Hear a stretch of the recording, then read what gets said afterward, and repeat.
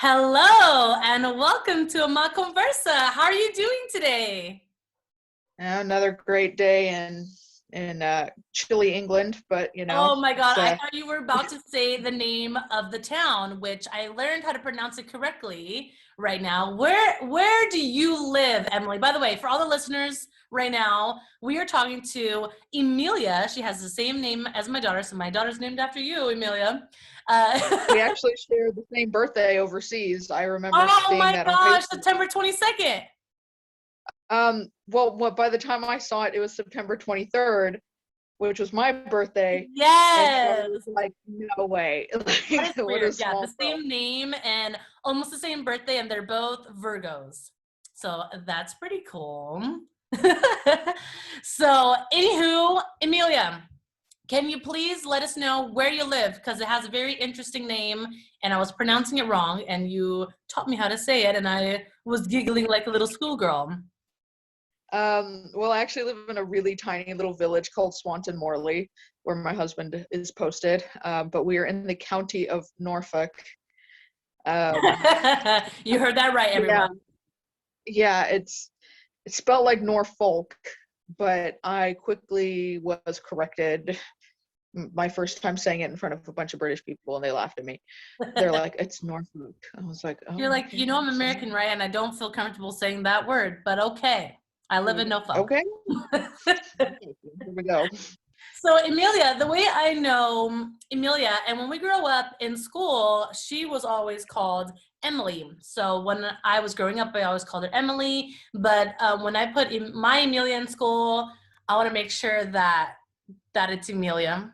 And she's already correcting people because there was a lady the other day that was like, "Oh, your name's Emilia. Well, hello, Emily." And she did something like that. And then my daughter was like, "No, my name's not Emily. I just said my name's Emilia." So that was funny. I'm sure I you've expect nothing less experienced. from her. Yeah, of course. My daughter is already very sassy. But Emilia, I've known you from Five School. We went to Catholic school together. And she was actually in my younger brother's class, Jesse's class. And then, that's how I basically know Emilia. And guess what I came across the other day, which I didn't even know I had these pictures. Are I, they prom pictures of me and yeah, Jesse? how did you know they were prom pictures? Because I figured they were prom pictures. And you know that those pictures are going to be posted in some point in time because I started this album. What the heck is the album called? I think it's like Memories or something like that. I'm not even sure what it's called, like Trip Down Memory Lane or something like that. And then every so often I just put out old pictures. So I just add to the album. And soon enough, your prom pictures will be there. Your face right now. I'm sure I've got way more random pictures of me and your brother throughout the Oh, years. yes, I'm sure. So Jesse and Emilia, were very close friends, basically like best friends, and him and her and Tatiana too. And I just remember everybody. So Emilia, though, she's very interesting to me because she was one of the few friends that my brother had that was deployed overseas, and Emilia has traveled the world. Let me just give you a little bit of background on her, and then I'll let her take the floor, because we have a lot of things to cover today, and I think it's very interesting, especially because I've never had anyone in the military on Amá CONVERSA, and if anyone is from the military that has already been on Amá CONVERSA, they didn't tell me, and I don't know about that. So she got enlisted. Well, you enlisted in 2012, and then you actually went overseas in 2016, and you went to three places. You went to South Korea. Remind me Yes. of the second. Germany, Germany, and then Poland, and then back to Germany. Poland, and then back to Germany. And she served for 8 years, correct? Yes, 8 years total. 8 years total. And the most time that you spent was in Germany, correct? Yep, 3.5 years. 3.5 years in Germany, and now you've been in the UK for the last, not even a year yet, right? No, it'll be a year in August, the end of August. Yeah, I got left the military, hopped in my car, drove across the continent, and then You're on a like, boat. literally, peace out, y'all. Yeah. I did my time. I'm out of here. Well, we have a lot to cover with that, but before we do get into the military topic, which I'm very, very fascinated by that, because I don't have, like I said, I don't have a lot of friends in the military, and I don't really have a lot of female friends in the military, so that's even more rare for me. But Emilia, she used to play for the Portuguese Band Hall of San Jose, which is something that we mostly just refer to as Banda Vela. And we love Banda Vela. Banda Vela is a staple of not only California, a lot of people know what Banda Vela is in California, but it is a staple for San Jose, specifically San Jose, our hometown. We're from Little Portugal, San Jose. And she played music there for 10 years, so a decade of music. Can you let us know what instrument did you play in the band? I played clarinet. I was also a musical director for several years, and so I was on the Dita Song, helped plan so many New Year's parties, Halloween parties, Oh, band anniversaries, wow.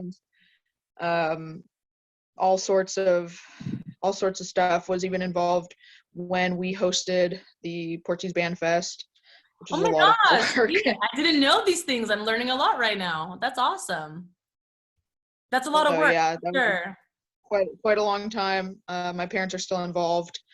I mean, there's my cousin's the conductor, so we're all. Yes. It's an Amaral affair over there at the PBSJ. It is definitely Emerald world over there. So before Emilia got married, she was an Emerald.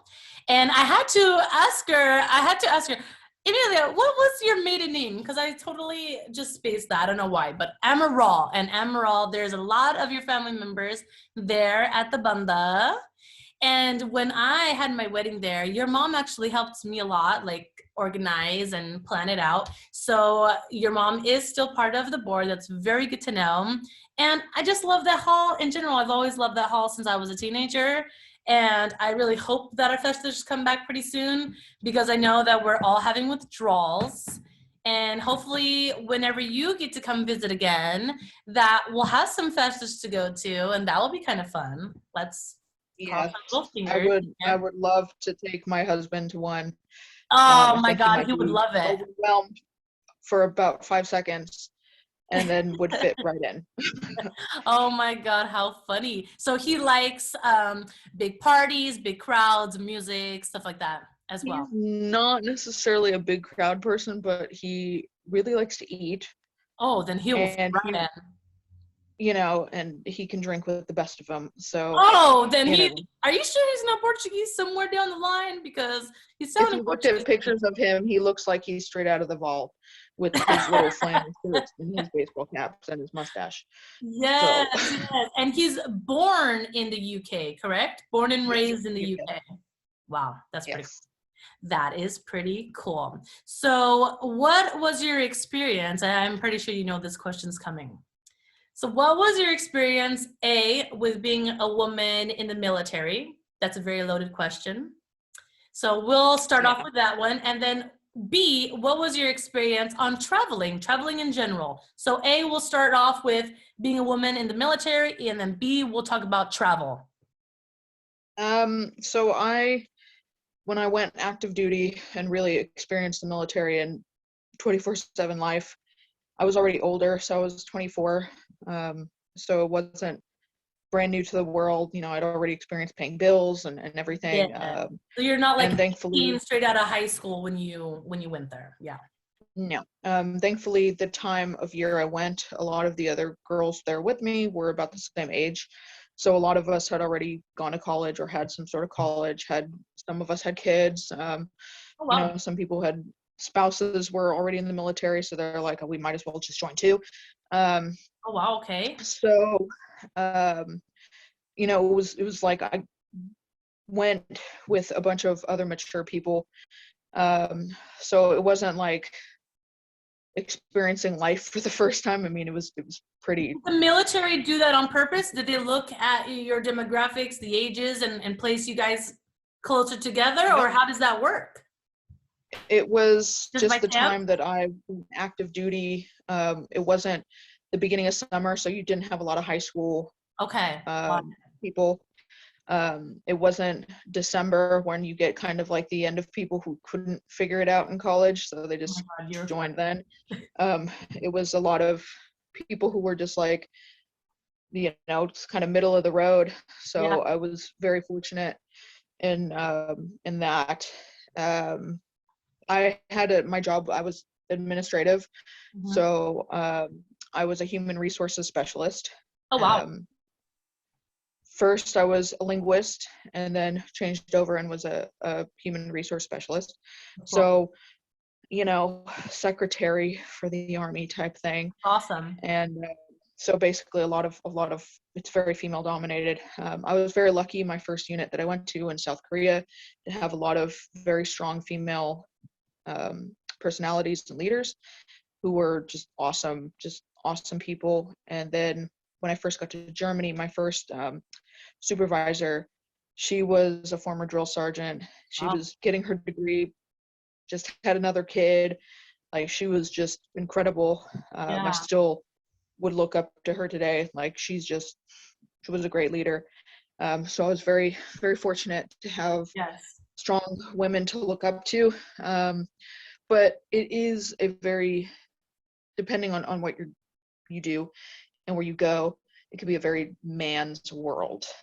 My last unit in Germany, my last units were with an infantry group, which is basically it's a combat unit. Yep. So 90% men. It was. And by the way, You I'm going to stop you there. gotta get ready. How did you get into that? Did they make you do that, or did you say like, I want to try this, or how did that happen? So you don't really have a say in terms of where you go. Okay. So in Korea, I went to a signal unit, which was pretty equal, men and women. Okay. It's report, so they basically just set up communications and everything. So I had a lot of female friends, and Nice. it was pretty equal. And then going to Germany, I chose to go to Germany. But of course, the second I found out I was going to Germany, I had a feeling like, well, this is it's going to come with a price. And it was, okay, I'm going to a combat unit. I have to be ready, physically ready, be ready to go roll around in the dirt a lot. Yeah. So why did you even- want to move from South Korea to Germany? Or like you said, they didn't give you a choice for that move? I've always wanted to go to Germany. Okay. Always. Okay. Took German in college and everything. So the second I got to Korea, I put in the paperwork to go to Germany. Okay. It wasn't my first choice, but I knew how to play the system. So they gave me my second choice, which was Germany. It worked out. Yeah. Oh my God. But, comes with a price. Lots of politics involved, I'm sure. Yeah. Yeah. So it's kind of, I could have gone anywhere in Germany. That was kind of the beauty of the kind of job I had, was I could get stationed almost anywhere in the world. Unfortunately, not some places aren't as glamorous as others. Oh, but yeah. ended up in Poland. Germany, and oh, that's a story. Yeah, how did you So get to Poland? Because you didn't want to go to Poland, right? No. No. I did not want to go to Poland. I fought tooth and nail. No, keep me back. I don't want to go. Don't want to go. They're like, no, you have to go. Oh, So no. I was the first one into Poland. Got there. I was like, okay, I guess I'll just use it as a time to save money or whatever, because everything's monopoly money cheap. And 2 to 3 weeks into being in Poland, I met my husband. Oh, so that's where you guys met. You met in Poland, not in Germany. No. Oh my goodness. Oh my goodness. So I met him in Poland because he was also stationed in Poland. Got it. So we actually lived in buildings across from each other, and that's where we met.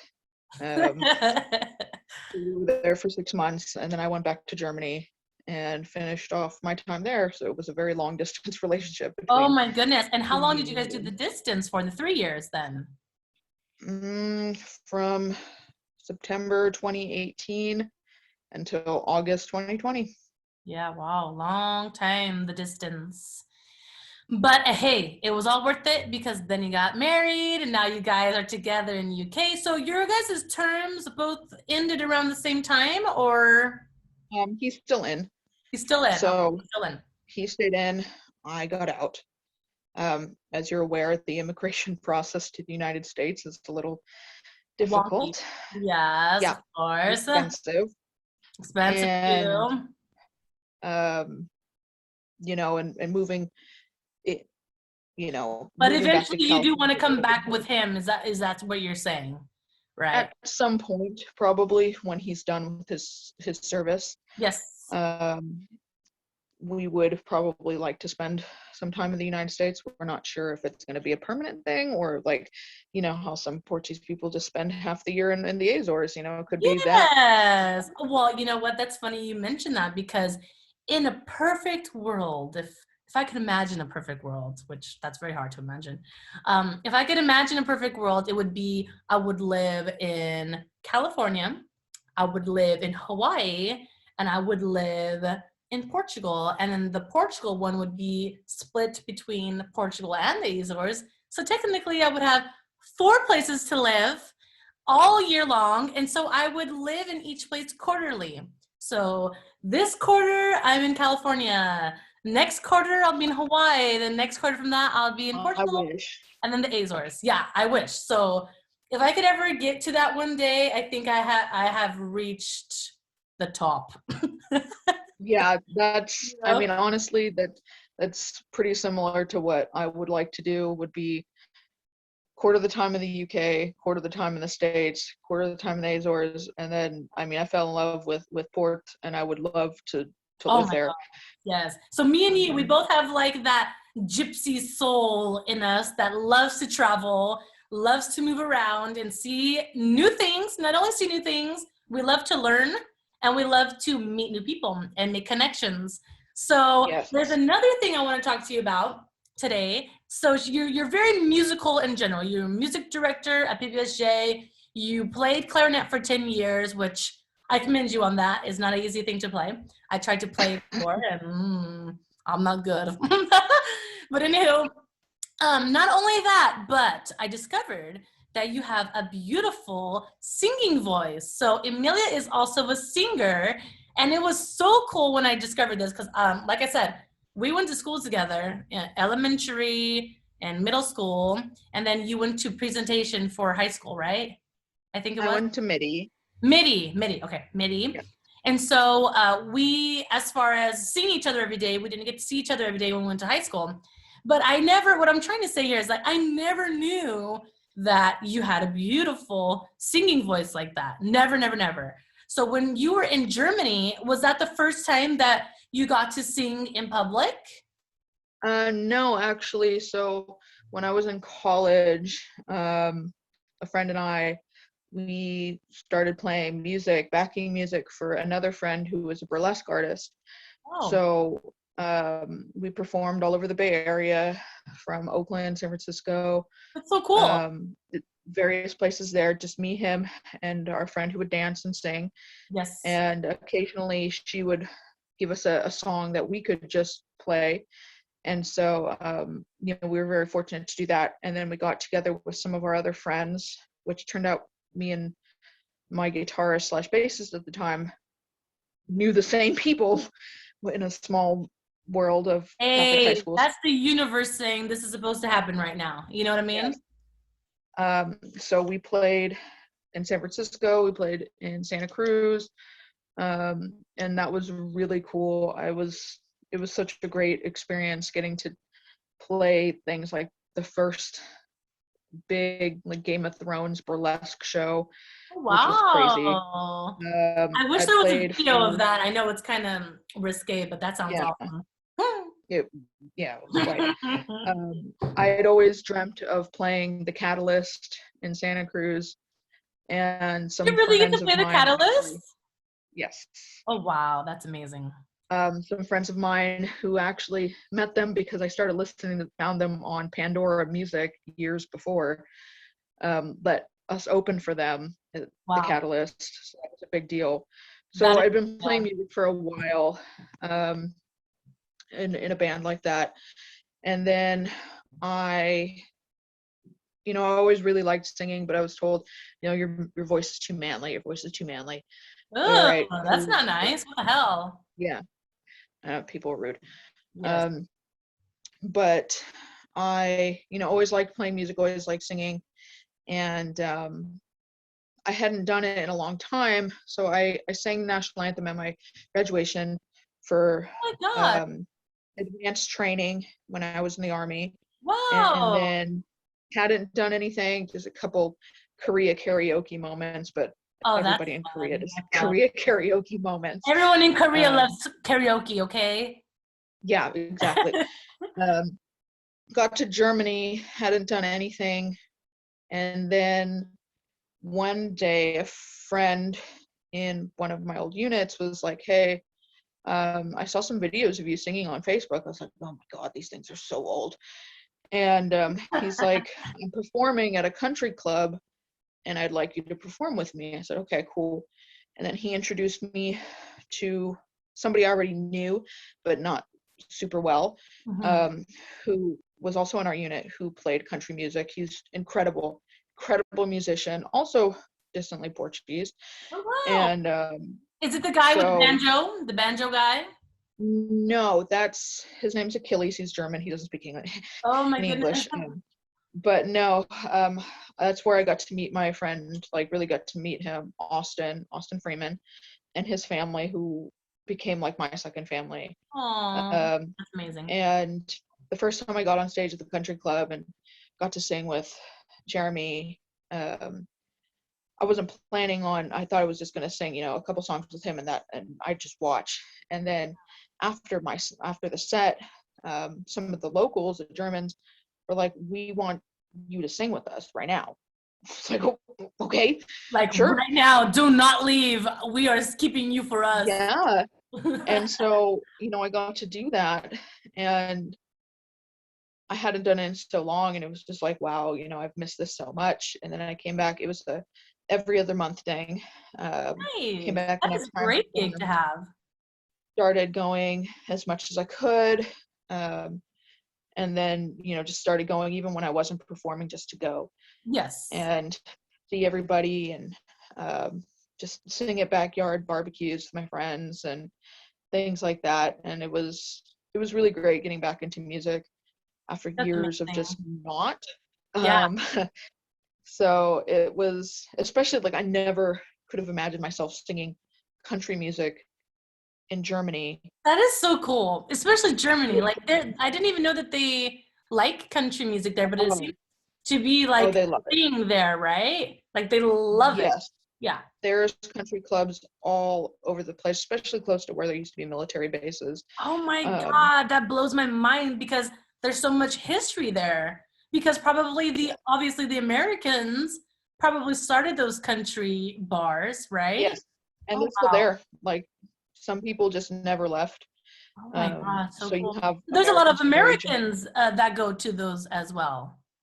yes, Yeah, cool. yes.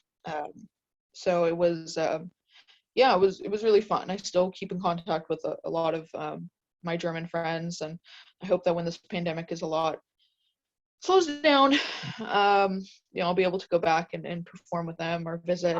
That And would I be hear there's some country clubs out here in England, but I haven't obviously ever been here since COVID, so yes, yes, yes, there's yes. not much to really do. But I'm starting to meet other musicians here, and That's what once I was things about to kind of, ask you. Is there any plans in the future to maybe start it up again, continue again? Yes. Okay, that's great. I would love to. Amazing. I would really, really love to. Once things kind of slow down, I kind of get more in the groove of work and Yeah, all that. Yeah, definitely. that's I exciting. would I love cannot to. wait. I hope to hear you in person one day. And so that leads Yeah. me to another question. Do you ever get super nervous? Because I get super nervous. Yes. It really depends on the. It depends, right? It depends on the situation. Oops. I think you muted yourself. We can't hear you. Oh, there we go. Sorry about that. I think I can hear you now. Um, Perfect.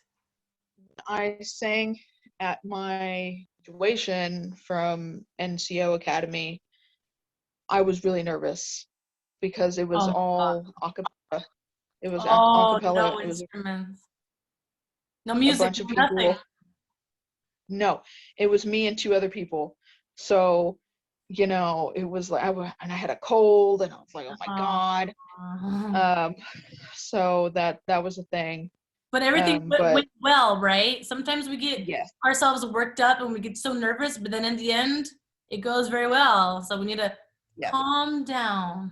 Calm it down. Everything's fine. I learned something the other day, which we're going to show on Amá CONVERSA. I learned how to breathe when we are feeling anxious. So we do a deep breathe in, right? And then when we exhale, we do a om. So we are vibrating everything from the head to the toes, and we are aligning all of our 7 chakras, which I didn't know that. We're aligning all the 7 chakras when we do that. So I think before a show, I think I'm going to be doing all that stuff. So if any Portuguese people see me and they're like, what's wrong with that Fadista girl? She's so weird. When you see me doing my I'm just nervous and I'm breathing. That's all that's happening there.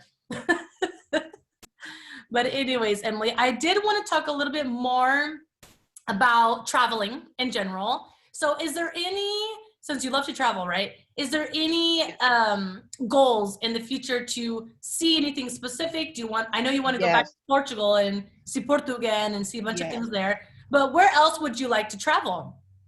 My husband and I have talked about eventually like making it a 10-year plan to do a horseback riding trip across Mongolia. Well, that's different. Where did you guys come up with Like, this idea? we both really like history. Amazing. He's in the cavalry, so horse kind of traditions are pretty big. Yes, yes. And I think it would be really cool to do something like that, like follow the trail of Genghis Khan. So love to do that. How long Um, would it take you guys? it's just a couple days. They do it's like a week trip. So thankfully nothing crazy. I So would love I to. have the $1,000,000 question. Where do you shower? How come I was in the army? Like, how come showering?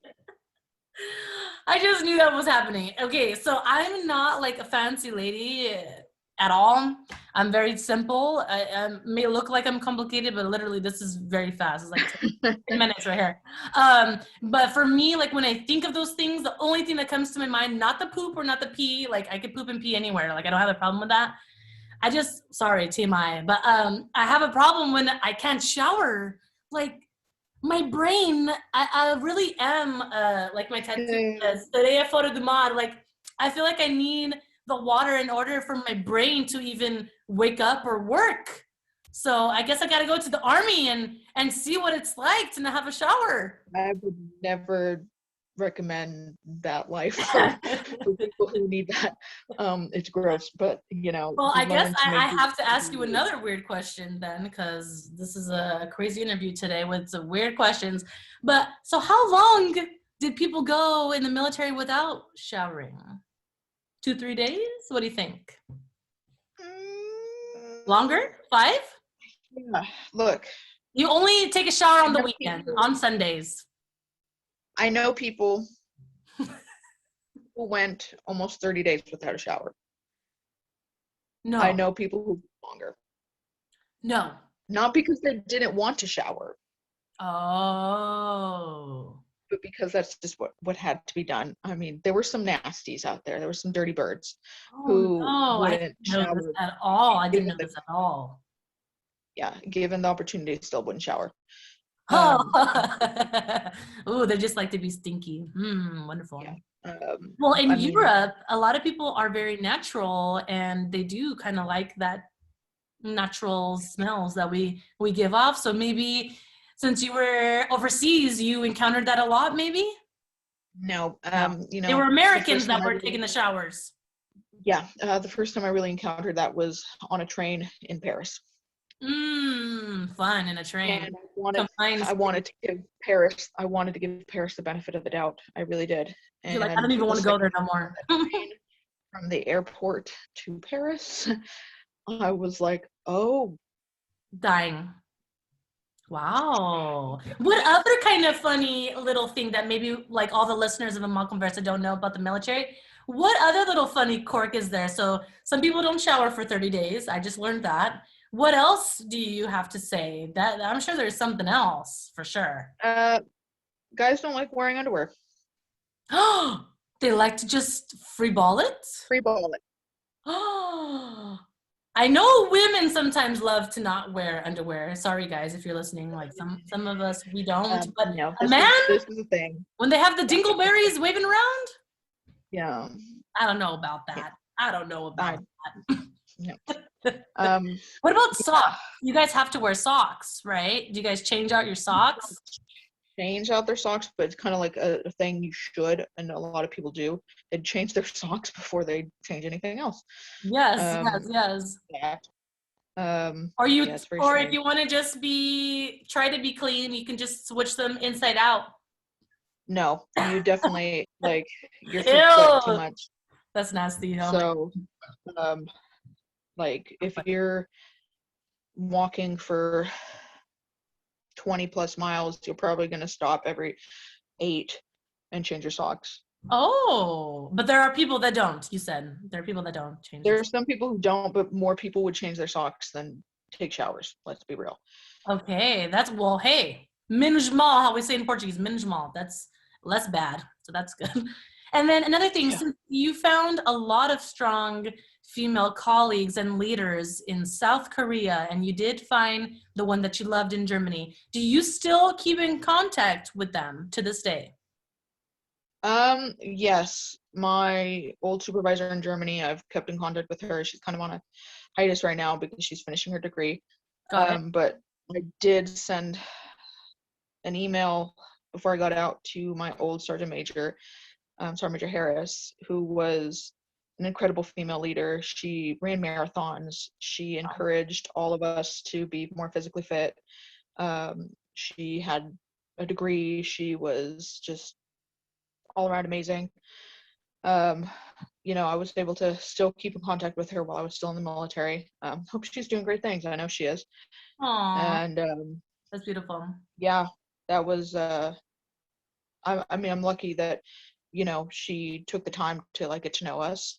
Yes, because that's a rare thing, right? It's rare to find leaders that will take the time to really get to know. Okay. Definitely, especially at her level. When you've got like 700 people you're looking after. Yeah, she ain't got time for that, but she made some time for you guys, so that was awesome. Yes. That's very sweet. So, and there was another thing I wanted to ask you. I know we've been here forever, but I will let you go soon. I don't want to let you go now because, like I said, I've never had anyone in the military, especially a woman, and I want to say one more thing, which is a kind of touchy subject, maybe even taboo. Maybe they don't like us if we talk about this, but we're on Amá CONVERSA, and we're just having a conversa, so it's okay. Nothing so serious, but if you don't want to say everything, you don't. But I know that during the time when oh my gosh, you're going to kill me now I blanked on her name, but this happens to me. There's a lot of violence against females in the military, and I'm assuming you are referring to Vanessa Guillen. Yes, Vanessa. Yes, Vanessa. So I remember when that happened, you were very vocal. I was very vocal. Plenty of other people were very vocal. We were pissed off, and we are still pissed off. I kind of fell off the wagon with that whole case, so I don't know what happened with it.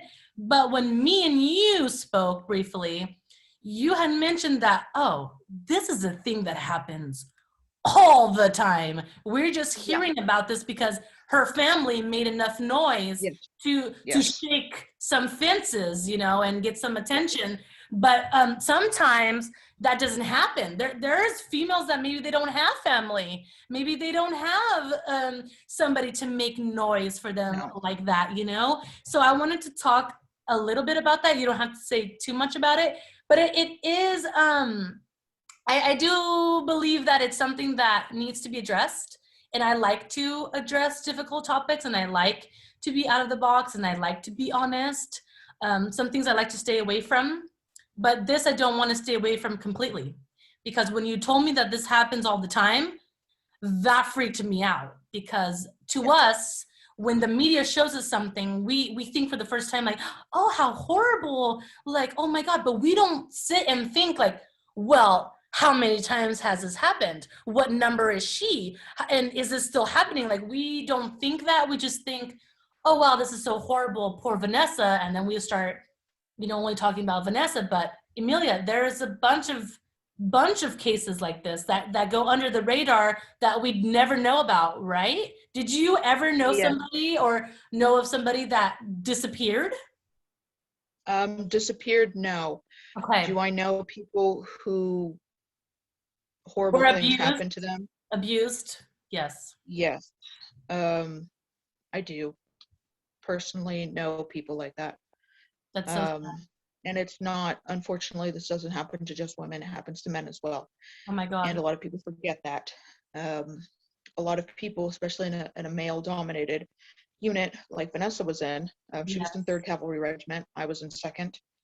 Totally different locations, but, main thing being combat arms.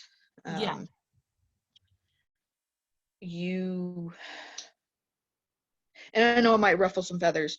And and that's why I told you, let's be a little bit delicate, but let's, let's address it though, at least.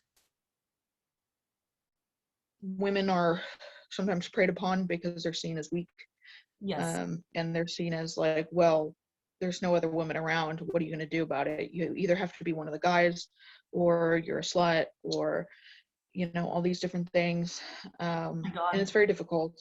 And a lot of times when you go to report things, people are just say, well, boys will be boys. Oh, they like you. Things like that. All the stuff that we hear when we're kids, we hear all those little things. Yeah. Well, you hear it as an adult. That's horrible. And if you don't trust your leadership, you're not going to go to your leadership with problems. And unfortunately, some people don't take it seriously because they still see it as a men's world. Yeah. It's a big problem. I've wrote a huge master's paper on this topic. Oh, wow. I did not know that. Maybe you could share it with me one day. I would love to read it. Oops, you're muted again, my friend. Sorry. Sorry about that. It's okay.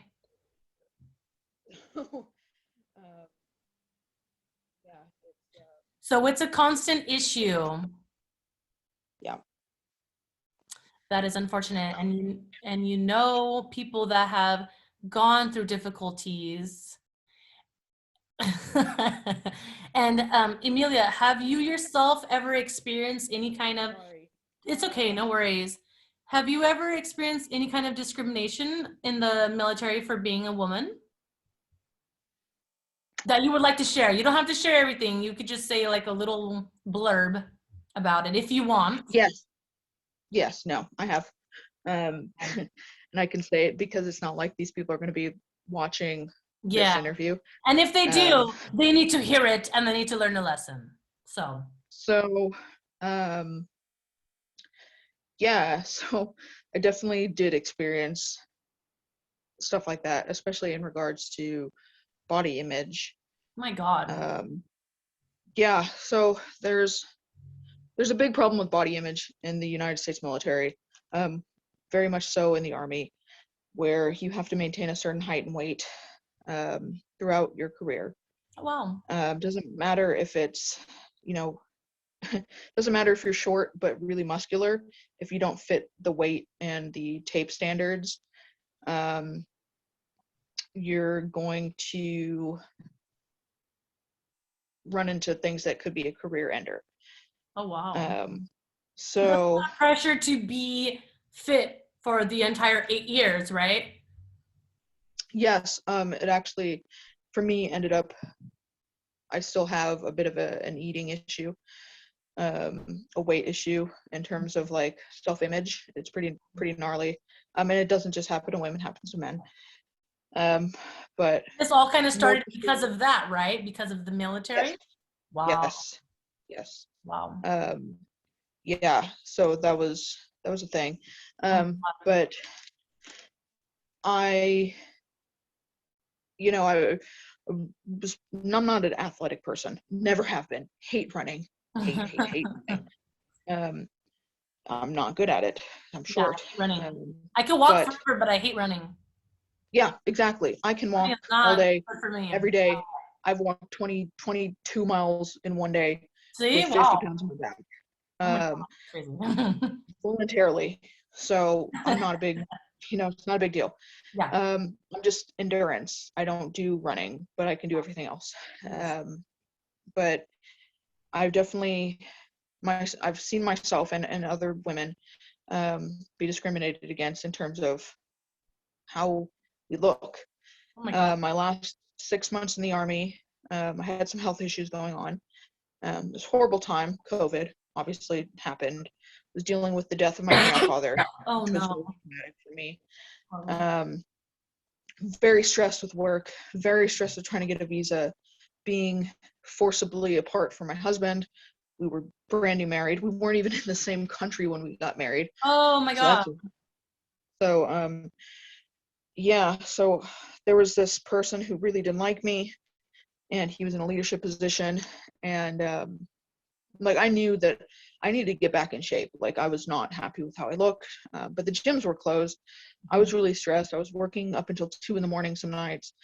Oh my God. And so, I knew that there was something going on, but I went to the doctors. I was going to the doctors and all these things, and had documentation like, hey, I can't lose this weight. And they can't figure out why. Yeah. But this guy came back from Poland, and he didn't like the way I looked. He specifically didn't like me. Yeah. He sat down with our rear detachment commander and my de facto supervisor, because everybody was forward in Poland again, but I stayed back. Mm-hmm. And he told them, I want to tape Sergeant Foster. So he wanted to weigh, height and weight me. Just me. Nobody else, just you. Just me. And my supervisor. In front of them, right? Yeah. Okay. And my supervisor sent me a message like, hey, could you pass if this happened? I said no. And I have medical documentation saying I'm working on it. Yeah. And I immediately got on the phone with people in Poland, my leaders and everything, like, hey, this guy's targeting me. That's horrible. And you're in HR, so you of all people should know when you've been discriminated against, right? Yeah, and I mean, I knew the regulation inside and out. Yeah. So I knew what was going on, but I also had medical documentation to prove that I couldn't do it, that I was trying to work on it. Yeah. And so it got to where where our sergeant major had to get involved because this guy was picking on me so much. Oh my God. That is traumatizing. He wouldn't sign my leave paperwork. He wouldn't, he didn't want to approve me getting out of the Army. Oh my God. Yeah, and it was just me. It was awful. That's horrible. That is like an adult bully. How old was this man, you would say? Probably his mid-40s, early 40s. I mean, he had a kid and a whole wife. Like, Yeah, imagine if he's treating you like that. Can you only imagine how he treats his poor wife? But and I used to respect this person, which was the worst part. Oh my God, that's horrible. But as soon as you started to gain a little bit more weight, he changed towards you, basically, right? He changed overnight. Like, bam, like, done deal. When it first started, when I said, hey, I'm trying to get all my paperwork to get out of the Army because I'm staying overseas, that's when it started. And then the whole weight thing, So and basically, you wanted everything. to make your ending there really. You Yes. wanted to make it hell for you. You want to leave? Yeah. Okay, I'll let you leave, but first I'm gonna put you through the ringer so you'll never forget this. Basically, right? And almost wanted to make it like a dishonorable thing. So I really had to like hustle to get everything done before he had any power to stop that. And thankfully I did. So by the time he was trying to get my whole weight thing, I had already had my discharge paperwork in hand. Thank God for that. Yeah, which was, they normally don't give anybody. Maybe give your avul was kind of like, I like to think that like maybe your avul was kind of helping that along Oh because no, I definitely agree. yeah, And that's one thing that he always worried about, was me being a woman in the military, of because he had course. been in the army himself. So he And probably knows how he knew. he knew how it was. Yeah. And he told my father many times. My father was also in the military. Yes, Um, I do remember that. yeah. I do remember your father being in the military because when we were kids, didn't he come to school in his uniform plenty of times? Um, I think yeah. he So picked he you up told me from many school in times. his uniform before. Yes. There were many times, like, he told my father, "Hey, she's gonna have a hard time. Yeah. Women have a hard time in the army." And my dad said, "No, they don't." And my grandpa was Basically, like, it was like my daughter could do it kind of a thing. He thought that it would be yeah. okay. Yeah. And my grandpa was always worried. My uncle was always worried about a Vanessa Guillen situation. Yes. Um, he, So he already knew about situations like that from back in the day, kind of a thing. yes. Wow. That is crazy. You know what, Emilia, thank you so much for sharing that with us. This is an important topic that I do believe needs more light shed upon it. Because just like Vanessa, we hear Vanessa's story, but what about the other Vanessas, which I'm calling them Vanessas, but they're all different names. Like whatever happened to them, you know, there's plenty of other people that we don't know about that they've either been killed or they've had horrible things happen to them, and a lot of the times they don't even like to tell anybody. They keep it quiet because they're scared of what the higher ups could do, what they would think, and what else could happen. So I think it's a very blackmail-y situation. It's kind of like, I have you in a corner, I know I have you in a corner, and I'm about to literally screw you, literally.